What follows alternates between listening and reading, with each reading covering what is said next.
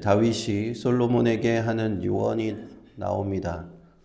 두 가지 측면을 가지고 솔로몬에게 조언을 해주는데요. 하나는 영적인 조언을 해주는 측면이 있습니다. 다른 하나는 정치적인 조언을 해주는 측면이 있습니다. 그런데 많은 사람들이 이 다윗의 유언에 관해서 보다가 좀 이해하기 어려운 측면이 있어요. 우리가 알고 있는 다윗은 사무엘 상하에서 보았던 다윗은 관대하고 자신의 적에게도 관대하고 자신을 모욕하는 사람에게도 관대하였고 사울 왕에게도 관대하였던 사람인데 몇 번이나 죽일 기회가 있었지만 죽이지 않았었죠. 그런데 마지막 유언에서 아주 냉혹할 정도의 어떤 복수에 관한 조언을 한단 말입니다. 그래서 다윗이 이렇게 냉혹한 사람이었나? 우리가 아는 다윗이 맞는가 하는 그런 생각이 들기 때문에 많은 사람들이 이 구절을 읽으면서 의아해하는 그런 경우들이 있었습니다. 그 조언들을 살펴보자면 먼저 영적인 조언을 해줍니다. 이 영적인 조언은 아무도 토를 달 만한 내용은 없습니다. 먼저 솔로몬이 이스라엘 왕이 된다면 이제 되었으니까 자기 마음대로 이스라엘 왕에서 행하면 안 된다는 거죠. 사람은 높은 자리에 올라가면 기고만장하고 교만하게 되어 있어요. 그래서 이것이 사람의 죄성이기 때문에 이스라엘의 한 국가의 왕이 되었으니까 그도 이러한 함정에 빠지게 될 수 있습니다. 그때 다윗은 이것을 말하는 거죠. 여호와 하나님의 명을 지켜 그 길로 행하여야 한다. 내가 아무리 이스라엘의 왕이 되었다가 할지라도 너 위에 하나님이 계심을 잊지 말라는 겁니다. 그래서 두 가지를 얘기하는데 법률과 계명, 율례와 증거 이렇게 두 가지를 얘기하는데 법률과 계명은 모세의 율법을 말하는 겁니다. 그리고 율례와 계명은 우리가 레위기에서 공부할 때 보셨듯이 정결법, 희생제사, 하나님 앞에 드려야 되는 이러한 율례들을 얘기하는 겁니다. 이렇게 하나님께서 명하신 대로 하게 된다면 너는 어디로 가든지 형통하게 될 것이다. 이것이 다윗이 솔로몬에게 남기는 첫 번째 유언입니다. 다윗의 자손이 끊어지지 않게 될 것이다. 하나님께서 약속하셨잖아요. 사무엘하 7장에 가면 7장에서 앞서 보았듯이 내가 내 자손으로 하여금 왕위를 영영이 끊어지지 않게 하리라 약속하셨는데 그 약속이 이루어질 것이다. 그러나 하나님을 거역하면서 율법도 지키지 않고 하나님의 명령도 소홀히 하면서 살면 되지 않는 것이고 그 모든 것을 순종하면서 따라갈 때 그 약속이 이루어질 것이다 하는 것이죠. 그리고 두 번째 파트로 넘어가서 정치적인 조언을 하는데 여기서 다윗은 세 가지를 얘기합니다. 첫째는 요압을 처형하라 하는 것입니다. 다윗의 평생에 정말 가장 친한 친구이자 동료이자 또 가장 원수 같은 존재였던 그 두 가지 측면을 동시에 갖고 있는 사람이 요압이었죠. 앞서 우리는 요압이 아도니아에게 붙어서 아도니아를 왕으로 세우려 했던 것을 알고 있습니다. 다윗은 평생 요압 때문에 마음고생을 많이 했어요. 그런데 자신의 누이의 아들 곧 자신의 조카였기 때문에 요압을 끝끝내 제압하지는 못했습니다. 내가 스루야의 아들들을 제어할 힘이 없으니 한탄스럽다라는 내용이 사무엘서에 많이 나와 있었습니다. 그런데 이제 자신이 죽게 되면 아들 솔로몬의 시대로 넘어가게 되는데 다윗은 영적인 눈으로 그 시대를 보는 것이죠. 내가 살았을 때도 나를 괴롭게 하였던 요압이 정치적으로, 군사적으로 군대 장관으로서 군대를 장악하고 있는데 만일 이 어린 솔로몬이 왕이 되었을 때 그가 반역하지 말라는 법이 없는 것이죠. 솔로몬에게 가장 큰 위협거리가 될 사람이 요압일 것이다 라는 것을 다윗은 보았던 것 같아요. 그래서 이제는 요압이 과거에 저질렀던 수많은 죄값을 치를 때가 되었다라고 얘기하는 겁니다. 대표적으로 무고한 자들을 많이 죽였습니다. 아브넬이나 아마사와 같은 무고한 피를 흘린 죄, 그 외에도 자신의 아들 압살롬을 죽이지 말라고 살려달라고 했는데도 불구하고 그 머리털이 말아서 상수리 나무에 걸렸을 때 요압이 자기 아들 압살롬을 죽였단 말이에요. 이제는 그런 모든 것까지 그에게 죄를 물어야 될 때가 왔다 하는 걸 얘기하는 겁니다. 두 번째는 길르앗 바실레의 아들들에게 은총을 베풀라라고 얘기합니다. 다윗이 압살롬을 피해서 도망가던 시절이었죠. 그때 모두가 다윗을 도운 것은 아닙니다. 다윗을 저주했던 사람도 있지만 바르실레가 다윗을 도왔었어요. 음식을 제공하고 잠자리를 제공하고 그 일행의 수많은 사람들에게 은혜를 베풀었습니다. 그래서 자신은 그 은혜를 잊지 않고 그 아들들에게 은총을 베풀었는데 이제는 솔로몬 너도 계속해서 그 아들들에게 은혜를 베풀라 하는 것입니다.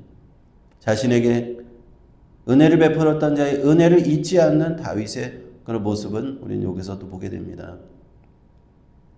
그리고 세 번째 정치적인 조언은 무엇인가? 시므이에 관한 것입니다. 베냐민 사람 시므이. 압살롬을 위해서 도망갔을 때 자신에게 바르실레는 자신에게 은총을 베풀었지만 베냐민 사람 시므이는 자신을 저주했습니다. 독한 말로 저주했습니다. 사울 왕의 피를 흘렸다고 하면서 가거라 하면서 자신을 저주했었죠. 그런데 다윗이 그 압살롬을 피해서 갔다가 돌아올 때 시므이가 자신의 죄를 용서해달라고 하면서 했을 때 맹세한 맹세가 있어요. 내가 칼로 너를 죽이진 않겠다라고 한 맹세가 있기 때문에 아직까지 살려두고 있지만 이제는 시므이가 그 죄값을 받을 때가 됐다는 거예요. 어떤 부분에 있어서는 시므이는 다윗 이전 왕 사울 왕의 세력입니다. 사울 왕가의 베냐민 가문의 세력이에요. 그래서 만약에 다윗이 죽고 나서 솔로몬이 왕이 됐을 때 이제 다윗이 없어졌으니 어린 왕이 새 왕이 됐으니 이제는 사울 가문을 다시 일으키자. 이전 왕 사울 가문을 다시 일으키자 할 가장 첫 번째 그런 가능성이 높은 사람이 시므이였습니다. 그래서 이제는 그것을 솔로몬에게 얘기하는 것이죠. 시므이의 죄값을 이제는 그에게 돌려야 될 때가 되었다라고 얘기를 한 겁니다. 그리고 이제 다윗은 구약 성경에서 우리가 가장 위대한 인물로 두 사람을 꼽자면 모세와 다윗인데 이 하나님의 사람 다윗이 이제 다윗성에서 장사되었다라는 우전 구절에 읽게 됩니다. 다윗성은 다른 말로 하면 예루살렘성이고 시온성이라고도 합니다. 이름은 세 개나 있지만 같은 곳이에요. 다윗성, 예루살렘성, 시온성. 30살에 이스라엘의 왕이 됐던 다윗은 헤브론에서 7년, 예루살렘에서 33년을 다스리고 40년 동안 이스라엘의 왕으로서 하나님 앞에 소임을 다합니다. 그는 70세에 이제 평안히 주님 품에 안긴 것이죠. 당시 70세까지 사는 것은 굉장히 어려웠던 시대입니다. 지금 요즘으로 따지면 90세, 100세까지 장수하였다라고 볼 수도 있을 거예요. 그리고 솔로몬은 22절에 솔로몬이 그 아비 다윗의 위에 앉으니 그 나라가 심히 견고했다라고 말씀합니다. 하나님의 약속의 말씀, 사무엘하 7장에서 주셨던 말씀, 다윗의 왕위가 영원히 견고하리라.